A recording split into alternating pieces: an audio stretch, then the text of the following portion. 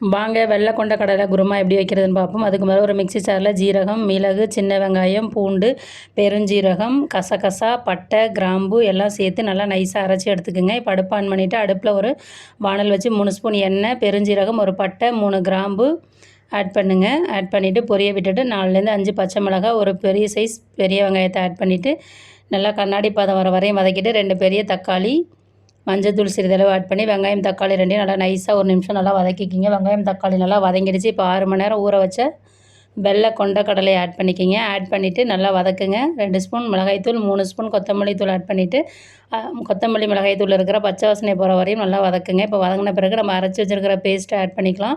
குருமா பேஸ்ட்டை ஆட் பண்ணிவிட்டு அது ஒரு நிமிஷம் நல்லா வதக்கிக்கிங்க. இப்போ நம்ம அரைச்ச மிக்ஸி ஜாரை கழுவி ஊற்றிட்டு சுவைக்கிறப்ப உப்பு ஆட் பண்ணிவிட்டு ஒரு 10 நிமிஷம் அடுப்பை சிம்மில் வச்சு இறக்குனா சூப்பரான வெள்ளை கொண்ட கடலை குழம்பு தயாருங்க. கொத்தமல்லி இலைகள் சிறிதளவு தூவி இறக்கிக்கிங்க.